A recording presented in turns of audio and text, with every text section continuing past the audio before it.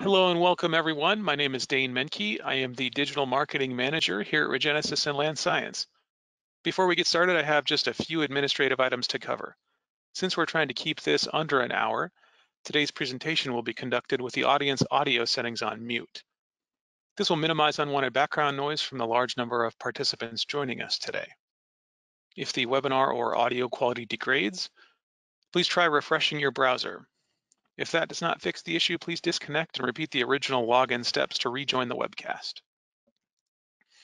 If you have a question, we encourage you to ask it using the question feature located on the webinar panel.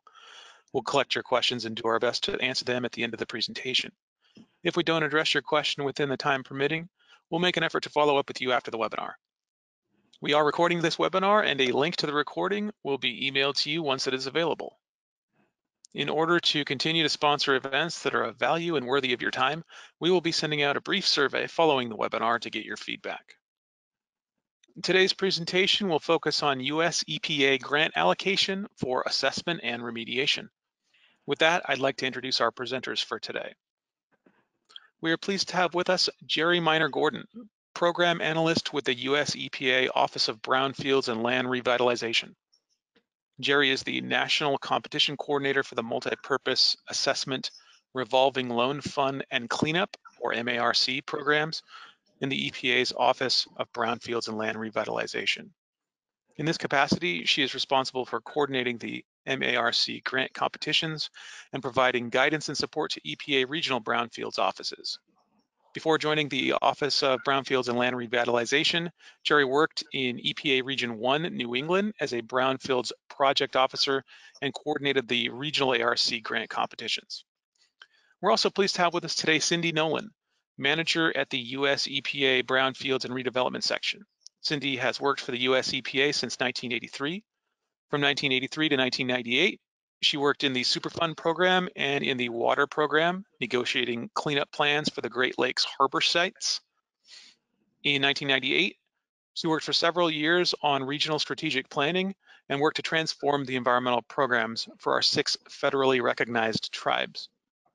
She has been the US EPA Region 4's Brownfields Section's chief since 2013, working with communities, states, other federal agencies, and brownfields staff to manage grant funds and foster community revitalization.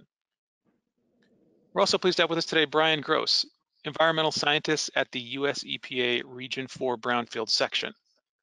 Brian has worked for the EPA's Southeast Regional Office since 2004 and has worked as a brownfields project officer for 11 years. He has previously served as the acting brownfields coordinator for Region 4, the state lead for Georgia, and now serves as the state lead for South Carolina. All right, that concludes our introduction. So now I will hand things over to Cindy Nolan to get us started. Thank you so much. And I'd like to welcome everybody to today's presentation from EPA Brownfields Program. We plan to give you program updates with a particular focus on our new infrastructure funding and what programs and grants we will have available for this fall. As introduced, Jerry Minor-Gordon will be talking largely about the national program and national grants. And Brian and I will be covering some regional perspective on this and a little bit about the infrastructure money itself. Here are a couple of links that are important. The first one is to the OBLR website, where you can find all the information you need about any aspect of today's presentation. And we also like to make sure that you know how to connect to your regional offices in the areas in which you exist.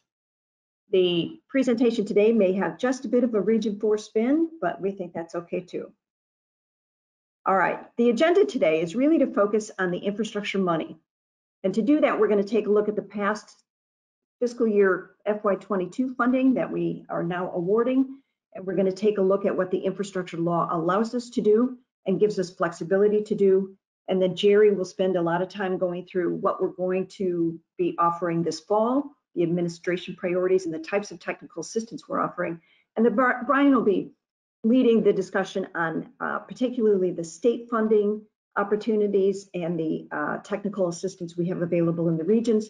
And because both brownfields and the environmental justice program serve underserved communities, we always like to include a section about their funding along with our funding. And featured here on the slide, you see our classic brownfield scenario, where in the upper right-hand corner, we've got the industrial building that has been degraded and been sitting vacant for many decades. And in the lower right-hand corner, you can see it revitalized, and it's now a multi-generational life learning center in Newport, Kentucky. Okay, so here we jump into quite a bit of detail. This is a very detailed slide to begin with, but it has many important points. So let me go through this a little bit more slowly.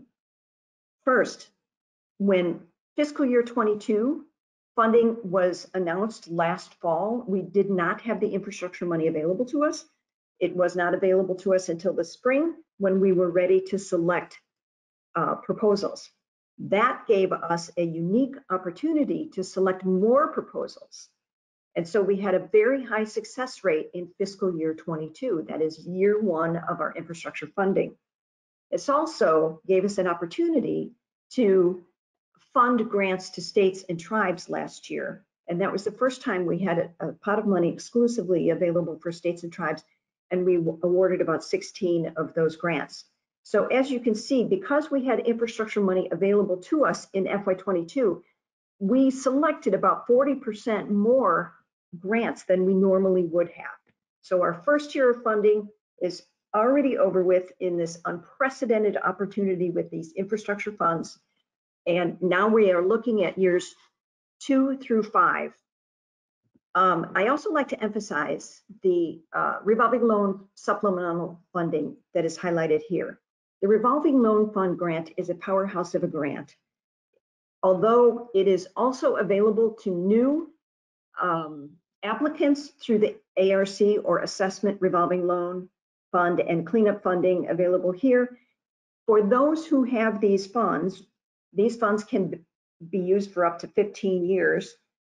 You can come in, an existing grantee can come in for supplemental funding to continue to clean up projects in their geographic area. And as you can see from the totals down here, this is a powerhouse of a cleanup tool and a funding grant within our program. So I'd like to give it some highlight, particularly in Region 4, because we don't have as many revolving loan fund grants. Other regions have more, but this has been a key message point for me in Region 4. And I think you can see here, when you compare the pots of money, what a powerhouse tool it is. But geographically here, you can see where the funds went to in fiscal year 22.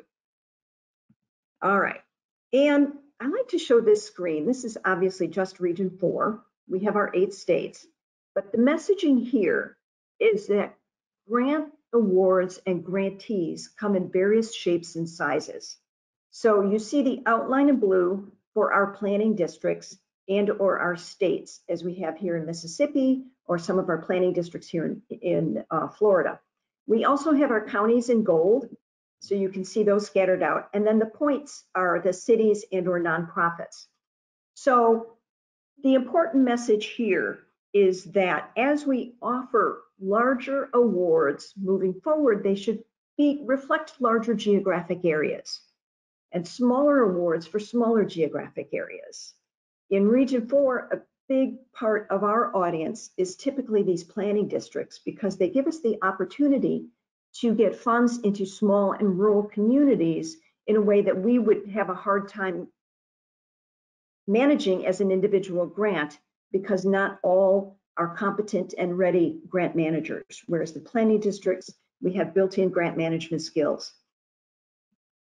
Now, we're going to spend a little bit of time on the infrastructure grant opportunity. So I'd like to first thank Megan Quinn, who runs our grant team in OBLR, Office of Brownfields and Land Revitalization. And she did such a great job explaining the statute that all I need to do here is echo her words. So these next few slides are hers, and they're very important points. The first is very clear, in very clear terms, $1.5 billion for brownfields activities provided over these years, 22 through 26. Very clear in that. Also very clear, $300,000 each year to remain available until expended. So that means $300 million over 5 years, 300 each year, but only awarded to EPA, with OMB being our banker as we spend that. So our priority is to get those funds spent so that the next year's allocation can be awarded to us as an agency. Further detail, let's take a look at how this breaks down. 1.5 billion means 1.2 billion here in the competitive grants and technical assistance areas, what we call 104K, highlighted right here. We are very fortunate and thrilled that Congress honored the nature of our relationships with the states and tribes and set aside an additional $300 million specifically for 128A, which is also the section of the statute that refers to programs for our states and tribes. That's very important to us because we like to think that our grant program, while it is a very sexy part of what we do and it gathers a lot of attention, the states and tribes really carry out the bulk of the program. So we're more the tip of the iceberg, and it's important to recognize our states and tribes in this. So Congress also laid out very clearly each type of grant we have and put in these really high dollar limit caps on the individual awards, which was very exciting initially. But we also came to learn that they gave us a cap of 600 million on these. So we have big award possibilities, but we have an overall spending cap for what they call the big grants. And that's important for us to keep in mind. So it's this balance between getting more money into communities, but managing how many grants that it takes for us to do that and the size of those grants. So Congress gave us wonderful opportunities here for policy decisions that we can make internally. So the amount of the grants, the year that they're offered, the types of grant products versus technical assistance, each of these areas is an area that we get to balance each year. And the beauty of Brownfields is the way that we listen to communities and what they need. And we are creating new products to support communities all the time.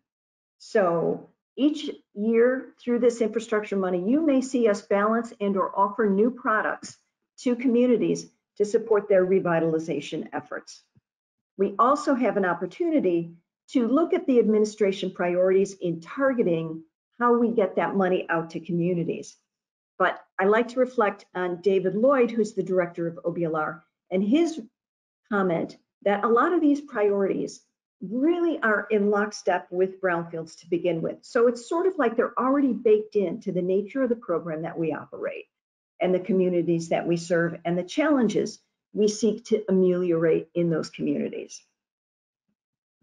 Now, we've thrown a lot of numbers out at you, so let's have a little table here and get a clear summary. So here's our 5-year story. This is our 1.5 billion. And this is what it's going to look like as infrastructure money each year. The 104K is our grant and technical assistance pot of money.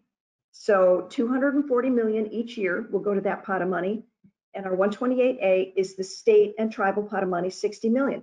Now, in comparison, what we're used to seeing under the competitive 104K is $90 million a year. So add 90 million to 240, and we're up at $330 million a year. Again, I'm going to use the word unprecedented. We have got to take awesome advantage of the opportunity that Congress is giving us to put money and opportunities into communities to revitalize, to create jobs, and to build that new sense of community back for them.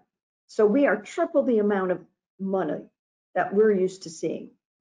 Similarly, with our state and tribal, the infrastructure money will be around 60 million a year. What we typically offer is about $47 million a year. So we're doubling what we give the states and tribes. So what we're making clear is that each year for the next 4 years now, as it has been for FY22, we have two sources of fundings. Our regular annual infrastructure funding from Congress that goes through the annual appropriation process, and then this infrastructure money that OMB is serving as our banker with, and they intend to dole out to us separate from the annual appropriation. They will dole out to us $300 million a year. So two sources of funding, and it's broken down into two pots of money. All right, so with that as a background, I'm going to hand it off to Jerry, who will talk a little bit about the administration priorities and how that lines us up for what we're going to be offering this fall. Jerry? Great, thank you, Cindy. EPA's current administration priorities have a strong focus on serving communities that have historically been underserved and finding solutions that are sustainable and creating more environmentally just places, as well as engaging with communities and organizations that have not previously operated in the brownfields arena. And having this additional money from Congress is giving us, as Cindy has said, an unprecedented opportunity to do that. So I'll go through a couple of the initiatives as listed on the screen. The first being the Justice 40 initiative. And this comes from an executive order that aims for at least 40% of the overall benefits of the federal investment, so all of federal government, to flow to underserved communities. We are really proud in our program that approximately 80% of the Brownfield grant applications that were selected last year met the Justice 40 criteria, and we look forward to serving more communities this year. EPA and our partners have been actively working to reach new communities that may not have previously benefited from brownfield-related resources, a special focus on nonprofit community organizations, as they really help ensure that residents and businesses are represented in the revisioning of their communities. Now, we know that revitalization brings about change in communities, and we want to make sure that those changes also are a benefit to the residents and the long-term businesses in those areas and help maintain the cultural fabric of that community and not displace people. Finally, we are the EPA, so it is paramount that these brownfield sites do not become brownfield sites again 10, 15, or 20 years from now. So the safe reuse and revitalization of sites and where those sites are located is really essential to help communities understand and support structures that help them revitalize their sites in ways that mitigate future greenhouse gas emissions with infill, energy efficient, and renewable energy powered redevelopment. So these priorities are weaved into the different programs within EPA, within our division that we sit in within EPA, and are certainly reflected in the technical assistance and grants that we offer. So as Cindy alluded, we have authority from Congress under CERCLA Section 104K and 128A. And through those authorities, we are able to offer not only competitive grants, but also non-competitive funding and technical assistance. Some opportunities are offered annually, while others are offered biannually, ad hoc, or on a rolling basis. So we're going to discuss a few of these opportunities, but we invite you to visit the Brownfields program website for additional information.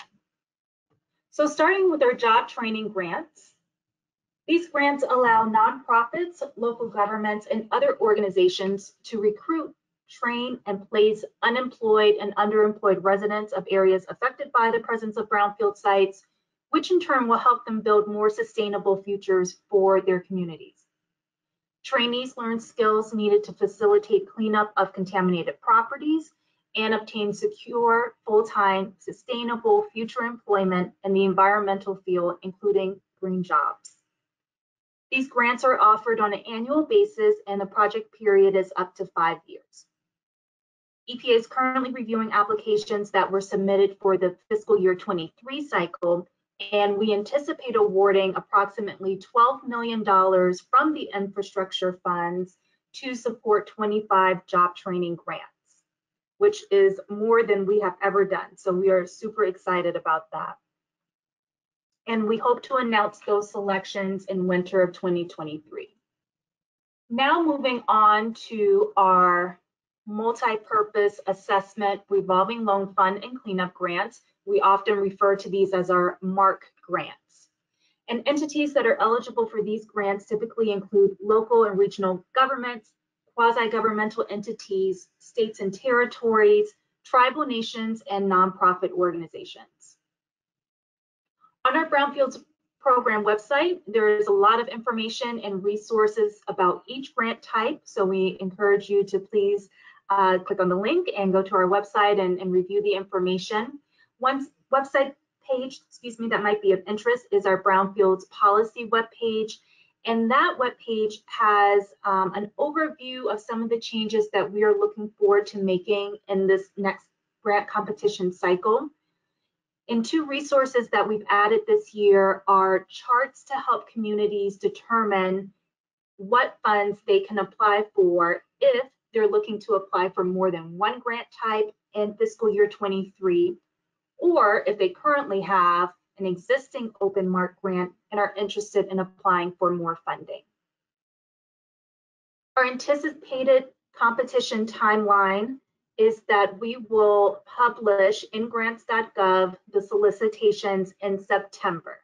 We don't have a specific date yet. The documents are going through the review process, and once we do have that information available, it'll be posted in grants.gov, but also on the Brownfields program website. And then sometime late September, early October, we're planning to host our annual outreach webinars where we will provide additional information and cover what is described in our solicitation documents and an opportunity to answer questions that communities have. Applications will be due sometime in November. Typically, we allow for 60 days for communities to respond to our solicitation. And then in the winter, we'll spend time reviewing applications and receiving direction from our administration on which applications will be selected for funding, and then announce them in the spring. So this chart is a version of information that is also available on our policy changes webpage. Might look a little different, but it's the same information. And this is what we're offering in, or planning to offer in fiscal year 23.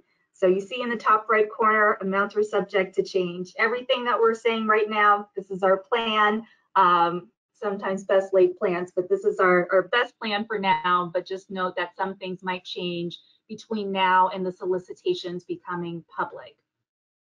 But this chart is a great snapshot to show where EPA is putting its money.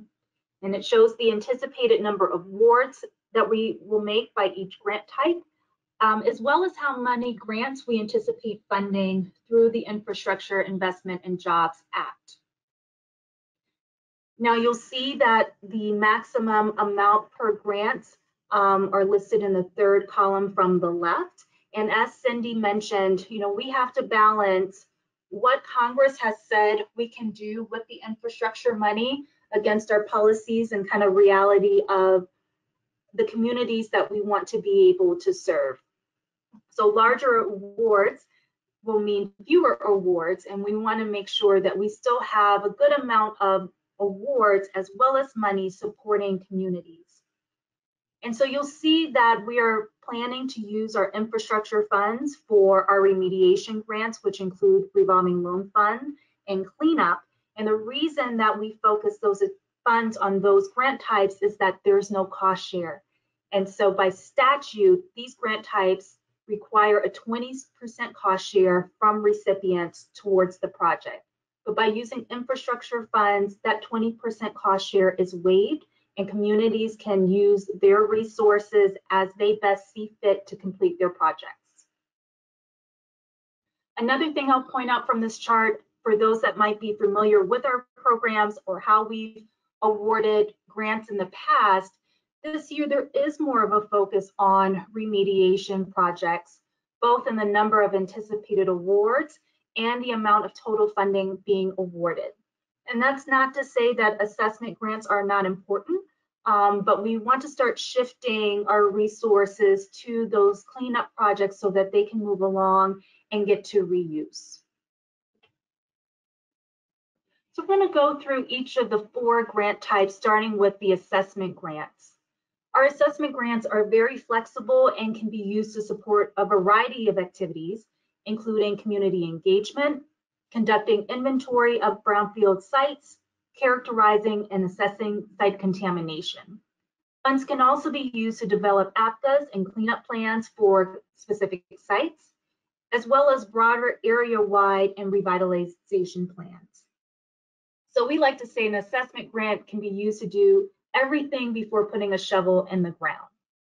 And on the slide are some examples of planning activities that are eligible under our assessment grants, and a link to fact sheets for each of them. So we invite you to review them. I think there's a misconception that assessment grants can only be used to conduct site assessments, and we're trying to dispel that myth and really encourage communities to take advantage of these resources and use funds for community engagement as well as planning.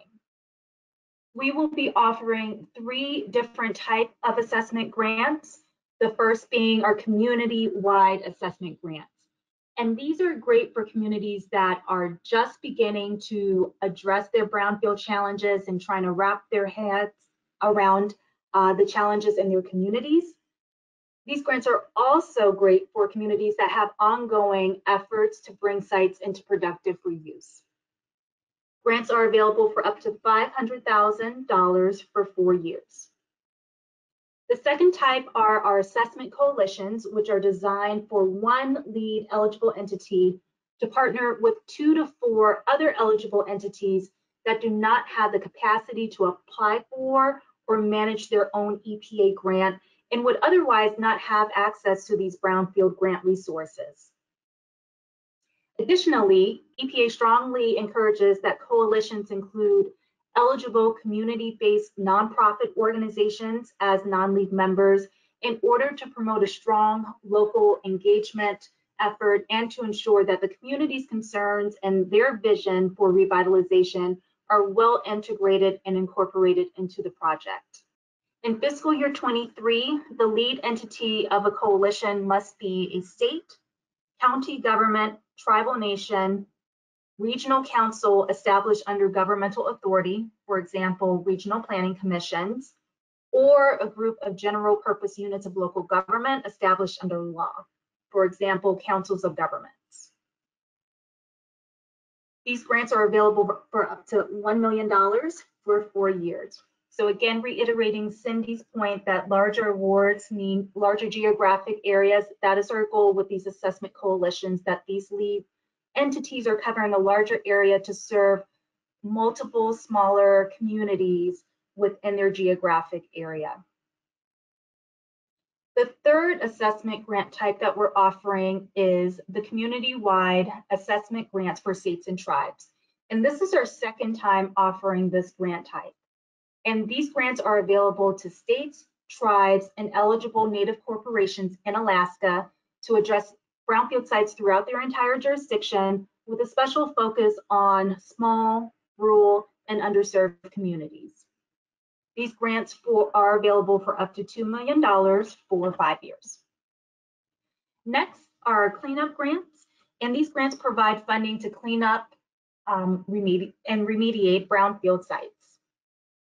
Funds can also be used for cleanup planning efforts, as well as finalizing an APCA and support community engagement activities as it relates to the cleanup of that site. New this year, EPA is offering 3 funding levels: $500,000, $1 million, and $2 million. So applicants will need to pick which bucket they want to apply for and only pick one. All applicants have to own the site at time of application, and they must maintain their ownership throughout the time that the cleanup grant is open. There are a number of pass-fail criteria for all our grant types, but particularly more for cleanup, because we have to make sure that both the applicant and the site are eligible for the grant. And that includes demonstrating that the applicant is not liable for the contamination under CERCLA, and making sure that the site is sufficiently characterized so that cleanup can begin. As I mentioned before, we anticipate using funding from the Infrastructure and Investment and Jobs Act to support these projects, and therefore there is no 20% match for recipients to provide. Next are our multi-purpose grants, and this is the third year that we're offering this grant type. And multi-purpose grants are appropriate for communities that have a single area that they're focused on revitalizing. And that area could be a neighborhood, a number of neighboring towns that are connected, a district, a corridor, or a shared planning area, or a census tract. And we found that successful projects are from communities that have already identified through previous community engagement efforts this discrete area that has one or more brownfield sites where they want to focus their attention. These grant funds can be used to conduct all the same activities as the assessment and cleanup grants with a bit of more of a planning spin. And so recipients of these grant types will be required to complete at least one phase 2 environmental site assessment, complete one brownfield site cleanup, and develop an overall plan for revitalization of that target area. And that plan has to include a feasible reuse of at least one of the brownfield sites if there isn't already a plan in place. These grants are available for up to $800,000 for 5 years. And finally, our revolving loan fund grants provide funding to recipients to capitalize an RLF program. And then these established RLF programs in turn provide loans and subgrants to eligible entities to carry out the cleanup activities at a brownfield site. Of all of our grant types, RLF programs are the most niche and the most demanding of recipients. So these are not for the faint of heart, but are very important in providing resources to communities. And so RLF recipients need to have a strong understanding of real estate finance principles and approaches. They have to have expertise in, or at least the resources to loan underwriting, loan servicing, and credit analysis. They really also have to have a really good ability to market the RLF program on an ongoing basis. RLF programs are designed to operate for many years, possibly even decades. And such, there is a long-term commitment that recipients need to be aware of in terms of providing resources to make these programs successful. In fiscal year 23, only eligible entities will include those that do not have an open agreement under an RLF grant or are not part of an open RLF agreement at the time of application. Only they can apply for an FY23 RLF grant. And again, we plan on using infrastructure funds here, so there's no 20% match. An eligible entity or a coalition of eligible entities can apply for up to $1 million, and the initial grant period is for 5 years. But as NZ mentioned during her portion, that recipients have an opportunity to receive non-competitive supplemental funding for RLF programs that are performing at a high level, and they can continue their program for up to 15 years. So that concludes the different types of MARC grants that we are going to offer in 2023. And no matter what type of MARC grant you might be interested in, chances are you are not the person that will be out in the field doing the work. And so many of our grantees hire consultants, contractors that they're going to procure to conduct the phase 1 and phase 2 environmental site assessments, conduct the remediation work, or even if they need a little bit more expertise with certain aspects of planning or design charrettes, community visioning. So it's very common that there's another set of players in our brownfield world. And so no matter what the contractor is procured for or when they are procured, be it before or after the EPA grant is awarded, entities, our applicants, must demonstrate how the contractor was selected in compliance with the fair and open competition requirements at 2 CFR Part 200 and 2 CFR Part 1500. EPAs will not accept sole source justification for procurement contract services that are widely available in the marketplace. Also, firms and individual consultants that develop or draft specifications, requirements, statements of work, or invitation for bids or request for proposals must be excluded from competing for such procurements. We have additional information on how to comply with the competition procurement requirements, and those are available in the link to the best practice guide for procuring services, supplies, equipment under EPA assistance agreements. Next, we're going to switch gears to our technical assistance that we offer. And so while EPA's competitive grants are really well known, While EPA's competitive grants are most well known, we recognize that not every community is poised to manage their own grant, and so we really do try to meet the needs of communities in different avenues and meet them where they are. And our technical assistance is a great way to do that. So organizations that currently have our technical assistance grants are listed here on the slide, and each of these providers offer free technical assistance to communities with brownfield challenges, regardless if the community has a current brownfields grant or not. The providers in the first subject area assist with EPA's regions with technical assistance and training to communities and stakeholders on a myriad of issues, such as preparing grant applications, performing site inventories, reviewing historical information, cleanup and redevelopment planning, just to name a few. For our equitable development and brownfields planning technical assistance provider, we have Groundwork USA. And this is a network of 21 local trusts that are based in small legacy cities in underserved neighborhoods within larger cities, as well as rural communities. And so these trusts develop materials and provide free technical assistance to communities across the country, and they really work to promote and integrate environmental justice and equitable development principles when developing solutions to brownfield challenges. The last provider listed here, the Hazardous Materials Training and Research Institute, HMTRI, is based in Eastern Iowa community colleges, and they're the technical assistance provider to communities that have a brownfield job training program.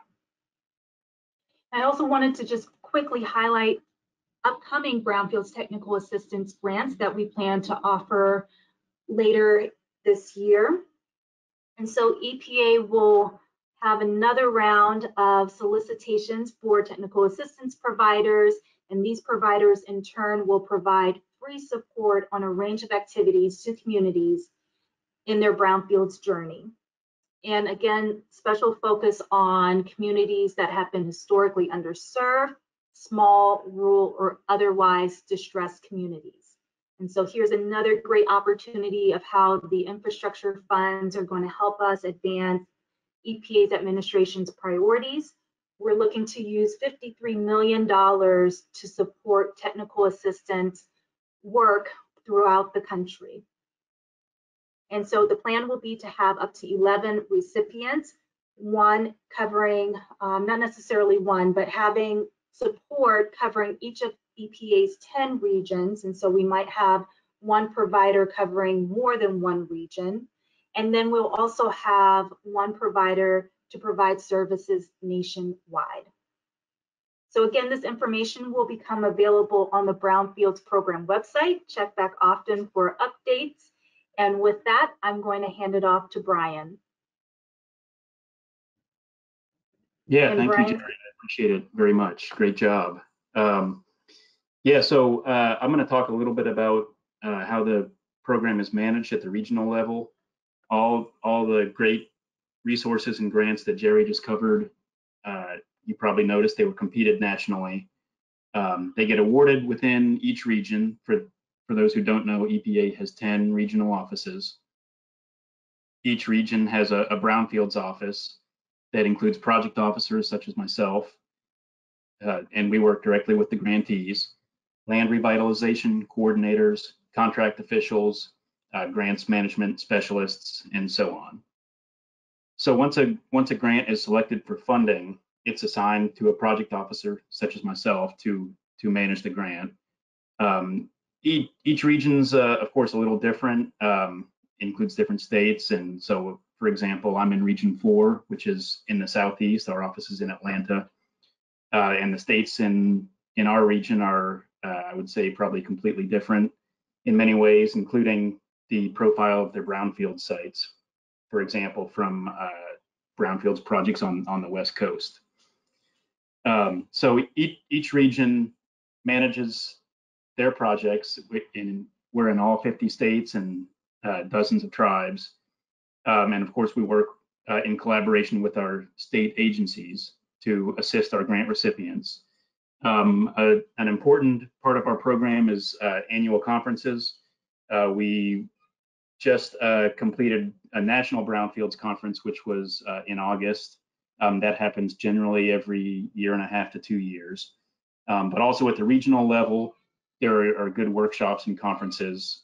For example, here in the Southeast, the Florida Brownfields Association hosts a wonderful conference every year.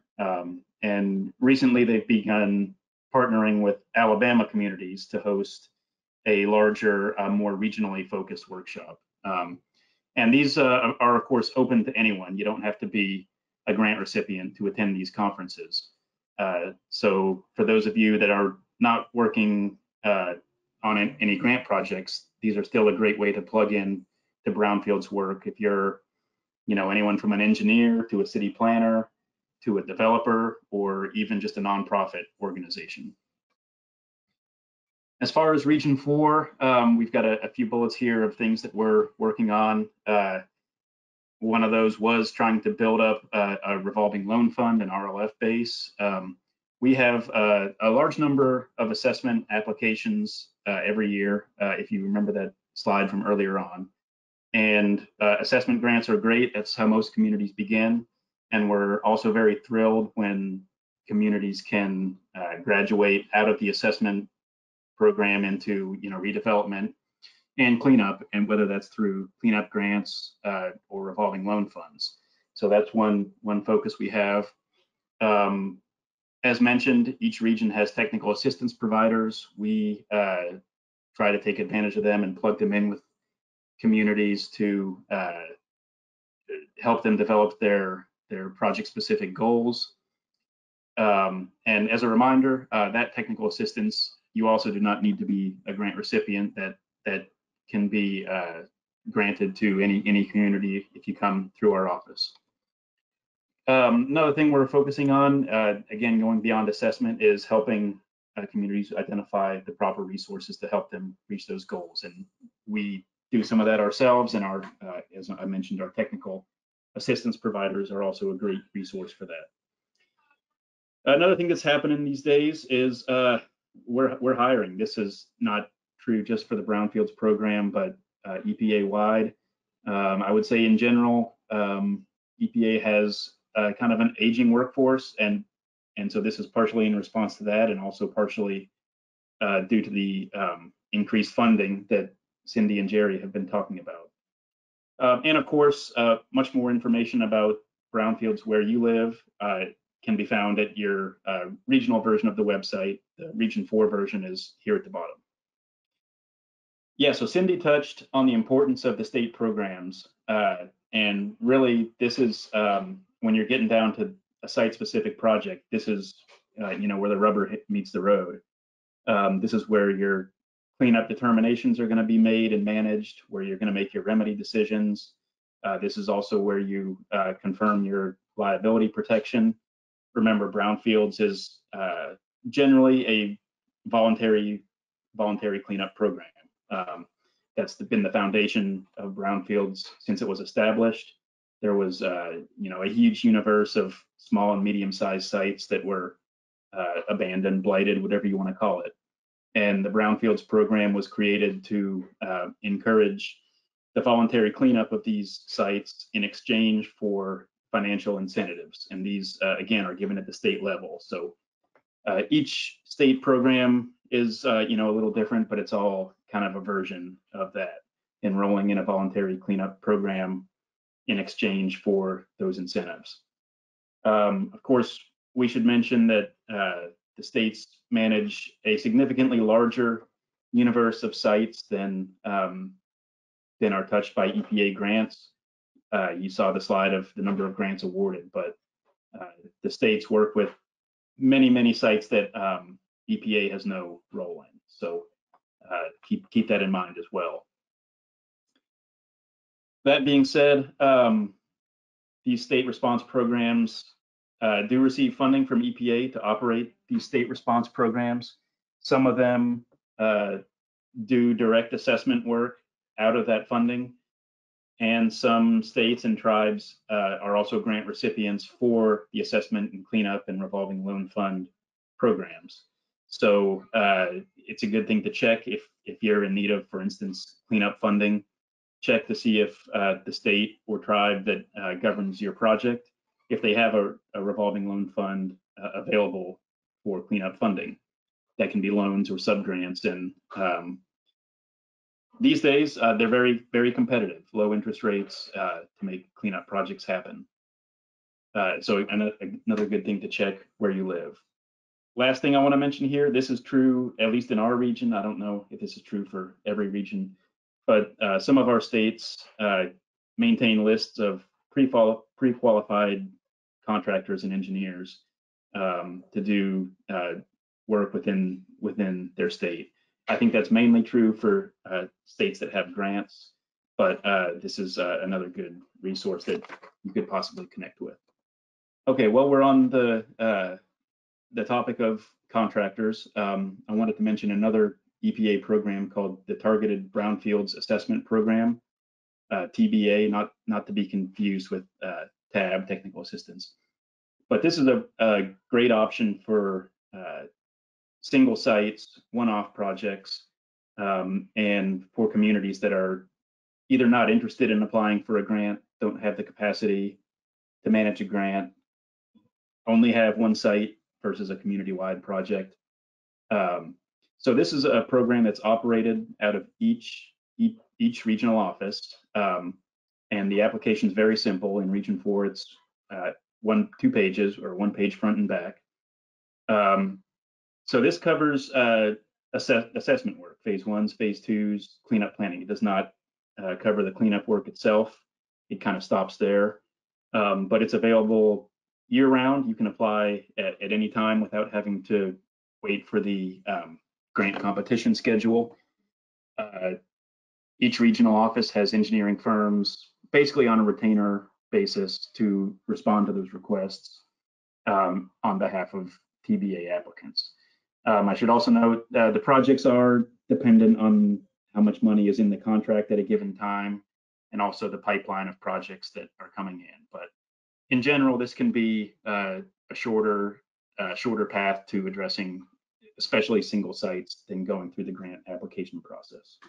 Okay, just one more thing I wanted to touch on. Jerry covered some of EPA's high-level goals and objectives in her part of the presentation, including an emphasis on some environmental justice issues.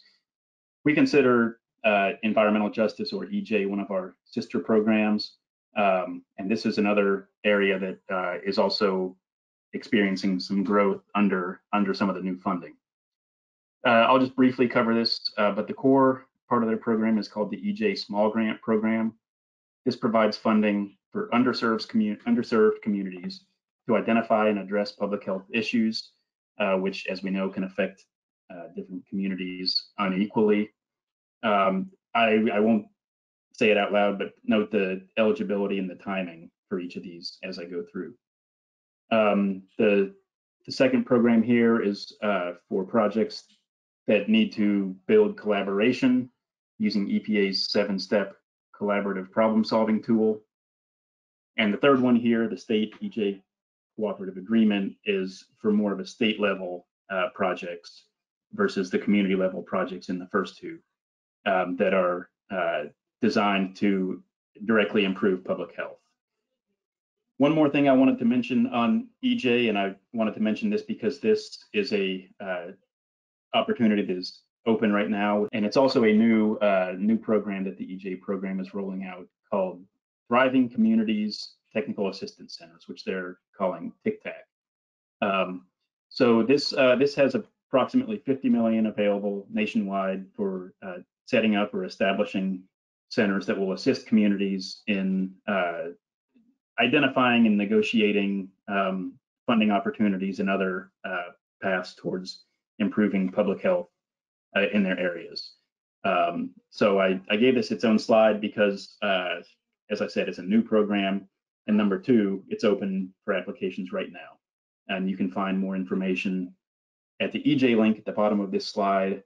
And they have also provided some training around this opportunity, which if you go to this link, you can view the recordings of those sessions. And that brings us to the end of our presentation. I thank you all very much for attending and listening, and thank you for your interest in the Brownfields program. All right, thank you very much, Brian. So yeah, that concludes the formal section of our presentation. So at this point, we'd like to shift into the question and answer portion of the webcast. Before we do this, just a couple quick reminders. First, we will be sending out a brief survey after the webinar. We really appreciate your feedback, so please let us know how we did. Also, you will receive an email with the recording as soon as it is available. All right, so let's circle back to the questions here. This is a question for Jerry. And Jerry, the question is, can a site that has already received funding from an EPA cleanup grant receive additional cleanup grant funding? Yes, that's a question that we get often. Fortunately, at this point, we will not be able to accept applications for sites that have already received cleanup grant funding. Our focus is trying to reach as many communities as possible and try to make sure sites that have not previously benefited from Brownfields funding can get that support. However, if communities have multiple types of EPA grants, let's say, for example, a site received funding from a cleanup grant and that community has access to a revolving loan fund to receive a sub-grant or a loan, those funds can be combined, if you will, to address the same site. So we just have a limitation on one cleanup grant being paired with another cleanup grant on the same site, but if there are other sources of funding to support that same site, that is allowable. Okay, thank you, Jerry. So here is another question for you, Jerry. It is, can a community apply for an assessment grant and a cleanup grant? Yes, yes, they can. And that is a good combination for communities that I think are a little bit further along in understanding their brownfield challenges. As Brian mentioned, assessment grants are, and as I mentioned, assessment grants are great for communities that are just starting out, but if they're further along and they think they're ready for a cleanup grant, in addition to their assessment grant, that's a great way to go. And I would encourage applicants to look at our policy changes webpage as it lists a link to a chart that shows the different types of grant funding that you can apply for within a given competition cycle. Okay, so thank you. So next up is this also for Jerry. It is, you said that a contractor and field services must be procured competitively? Yes, yes. All procurement has to follow the fair and open competition procurement regulations. And so another question that we get often is, which contractor does this apply to? Does it apply to the guy that's in the field or the lady that's in the field digging the dirt and doing the site remediation work? Or is it the consultant that we're talking about for that procurement? And so usually the person that's physically working and moving the dirt is working for a consultant, including, a contractor. And so it's that contractor or consultant that has to be procured competitively. And as long as that's done properly, How that contractor then selects their field personnel is not subject to EPA requirement, other than making sure that any services or practices that they have aren't in violation of civil rights laws.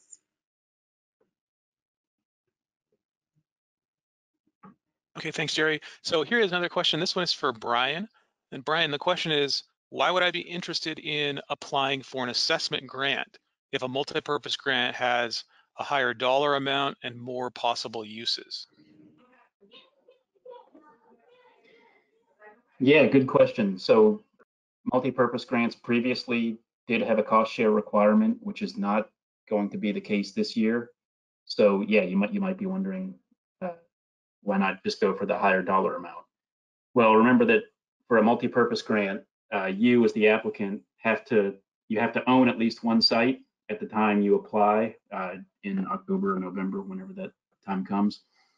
And remember, you also have to use a portion of the funding that you receive for cleanup activity also at a site that you own. So that may not be every applicant that actually owns a piece of property that needs assessment and or cleanup.